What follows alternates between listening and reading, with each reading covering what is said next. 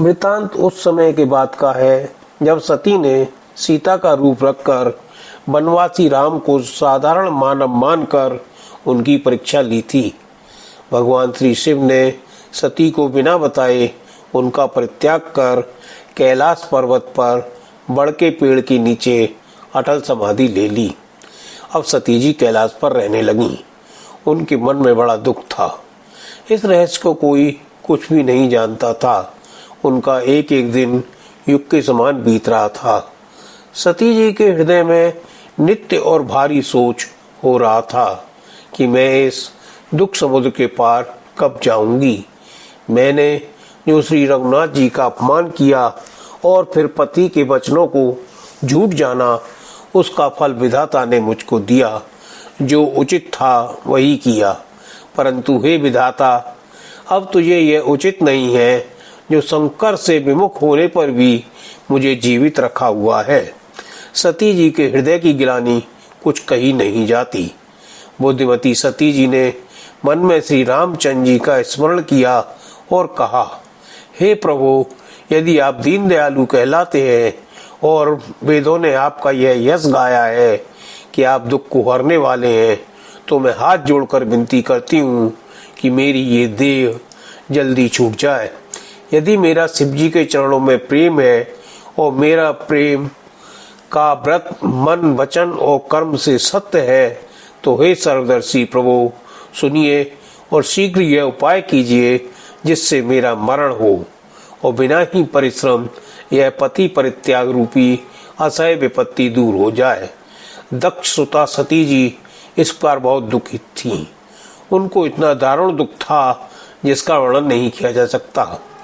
87,000 वर्ष बीत जाने पर अविनाशी शिव जी ने समाधि खोली। शिव जी राम का नाम स्मरण करने लगे। तब सती जी ने जाना कि अब जगत के स्वामी शिव जी जाग गए हैं। उन्होंने जाकर शिव जी के चरणों में प्रणाम किया। शिव जी ने उनको बैठने के लिए आसन दिया।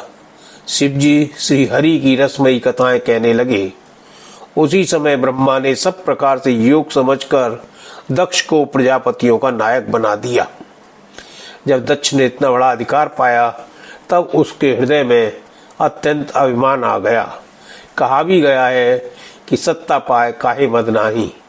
दक्ष ने सब मुनियों को बुला लिया और वे बड़ा यज्ञ करने लगे। जो देवता यज्ञ का भाग पाते हैं, दक्ष ने उन सबको आदर सहित आमंत्रित किया। दक्ष का निमंत्रण पाकर किन्नर, नाग, सिद्ध, गंधर्व और सब देवता अपनी अपनी स्त्रियों सहित चले। विष्णु, ब्रह्मा और महादेव को छोड़कर सभी देवता अपने अपने विमान सजाकर चले। सती जी ने देखा अनेकों प्रकार के विमान आकाश में चले आ रहे हैं। देव सुंदरियां मधुर गान कर रही हैं, जिन्हें देखकर मुनियों का ध्यान छूट जाता है।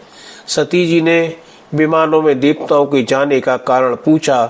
तब शिव जी ने सब बातें बतलाई। पिता के यज्ञ की बात सुनकर सती कुछ प्रसन्न हुई और सोचने लगी, यदि महादेव जी मुझे आज्ञा दें तो इसी बहाने कुछ दिन पिता के घर जाकर रहूं, क्योंकि उनके हृदय में पति द्वारा त्यागे जाने का बड़ा भारी दुख था। अपना अपराध समझकर कुछ कहती न थी। आखिर सती जी भय, संकोच और प्रेम रस से भरी हुई मनोहर वाणी से बोली, हे प्रभु, मेरे पिताजी के घर बहुत बड़ा उत्सव है। यदि आपकी आज्ञा हो तो एक कृपा निधान मैं आदर सहित उसे देखने जाऊं। शिव जी ने कहा, तुमने बात तो अच्छी कही है, यह मेरे मन को भी पसंद आई, पर उन्होंने न्योता नहीं भेजा, यह अनुचित है। दक्ष ने अपनी सभी लड़कियों को बुलाया है, किंतु हमारे बैर के कारण उन्होंने तुमको भी बुला दिया। एक बार ब्रह्मा की सभा में हमसे अप्रसन्न हो गए थे, उसी से हमारा अपमान करते हैं।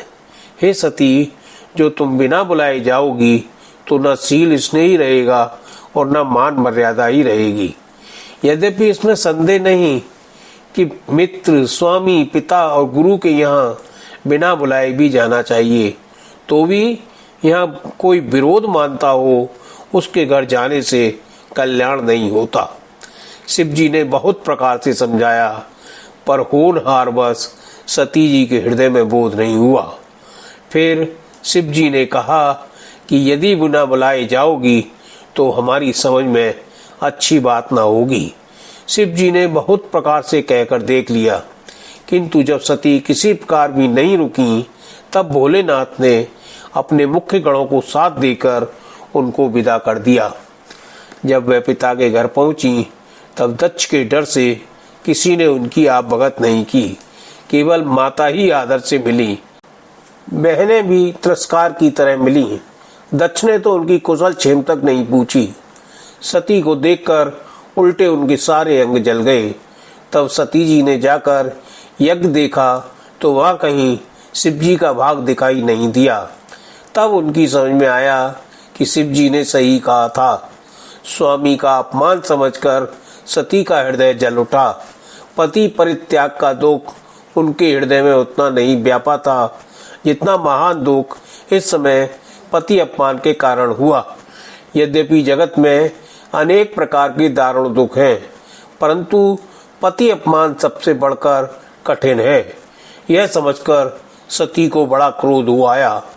यद्यपि माता ने उन्हें भली प्रकार से समझाया बुझाया, परंतु उनसे शिव जी का अपमान सहा नहीं गया। इससे उनके हृदय में कुछ भी ज्ञान नहीं हुआ। तब वे सारी सभा को हठपूर्वक डांट कर क्रोध भरे वचनों में बोली, हे सभासदों और मुनीश्वरों, सुनो। जिन लोगों ने यहाँ शिव जी की निंदा की या सुनी है, उन सबको उसका फल तुरंत ही मिलेगा और मेरे पिता दक्ष भी भली बात पछताएंगे। यहाँ संत शिव जी और लक्ष्मीपति विष्णु भगवान की निंदा सुनी जाए, वहाँ ऐसी मर्यादा है कि यदि अपना बस चले तो निंदा करने वाले की जीभ काट ले और नहीं तो कान मूंद कर वहां से भाग जाए। त्रिपुर दैत्य को मारने वाले भगवान महेश्वर संपूर्ण जगत के आत्मा हैं। वे जगत पिता और सबका हित करने वाले हैं। मेरा मंद बुद्धि पिता उनकी निंदा करता है और मेरा यह शरीर उन्हीं के अंश से ही उत्पन्न है। इसलिए चंद्रमा को ललाट पर धारण करने वाले बृहस्पति शिव जी को हृदय में धारण करके मैं शरीर को तुरंत ही त्याग दूंगी। ऐसा कहकर सती ने योगाग्नि में अपना शरीर भस्म कर डाला। अगर आपको यह कथा अच्छी लगी हो तो वीडियो को लाइक करें, कमेंट में जय श्री शिव लिखें और चैनल को सब्सक्राइब करना न भूलें। ऐसी ही और आध्यात्मिक कथाएं हम लाते रहेंगे। जय श्री शिव।